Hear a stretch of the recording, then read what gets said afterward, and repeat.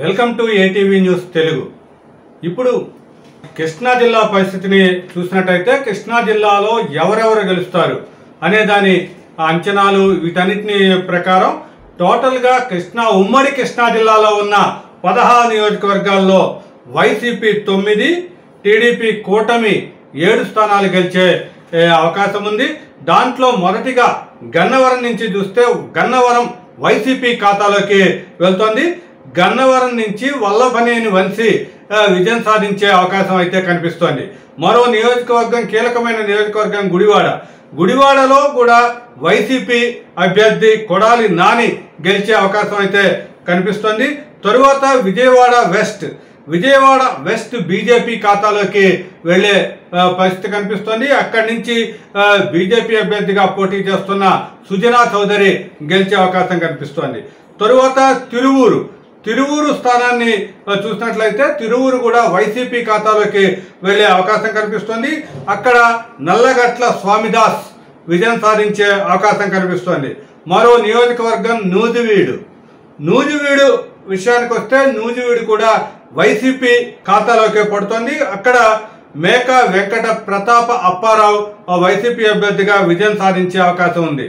తరువాత కైకలూరు మళ్ళీ బీజేపీ ఖాతాలోకి వస్తుంది. అక్కడ కామినేని శ్రీనివాస్ బీజేపీ తరఫున, అంటే టీడీపీ కూటమి అభ్యర్థిగా పోటీ చేస్తున్న కామినేని శ్రీనివాస్ అయితే గెలిచే అవకాశం కనిపిస్తోంది. తరువాత పెడన నియోజకవర్గం కూడా టీడీపీ ఖాతాలోకి వెళ్తోంది. అక్కడ నుంచి టీడీపీ అభ్యర్థిగా కాగిత కృష్ణప్రసాద్ విజయం సాధించే అవకాశం కనిపిస్తోంది.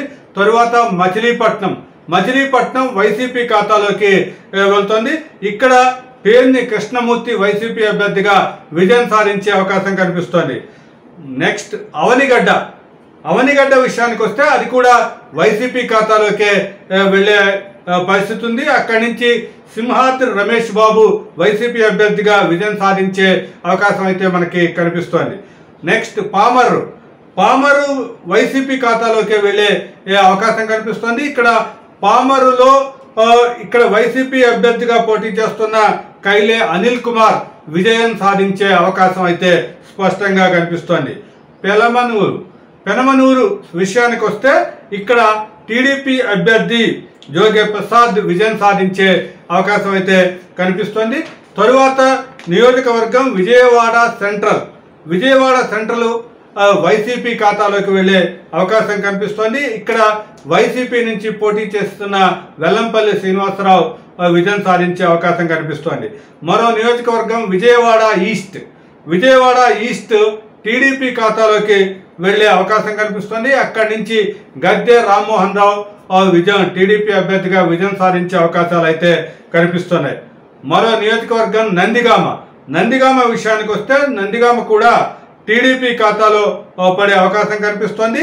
దాంట్లో టీడీపీ అభ్యర్థిగా తంగిరాల సౌమ్య విజయం సాధించే అవకాశం అయితే మనకి కనిపిస్తోంది.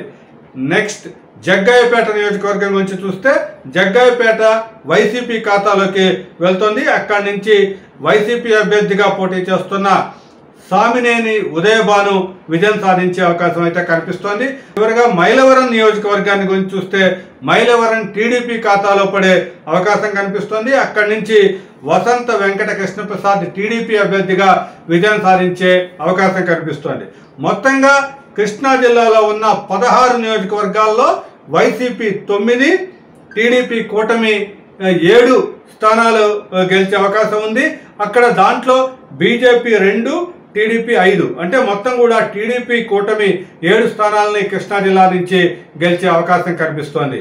ఈ వీడియో మీకు నచ్చితే ఇలాంటి మరిన్ని వీడియోల కోసం మా ఛానల్ని సబ్స్క్రైబ్ చేయండి, లైక్ చేయండి, కామెంట్ చేయండి, షేర్ చేయండి. Thank you.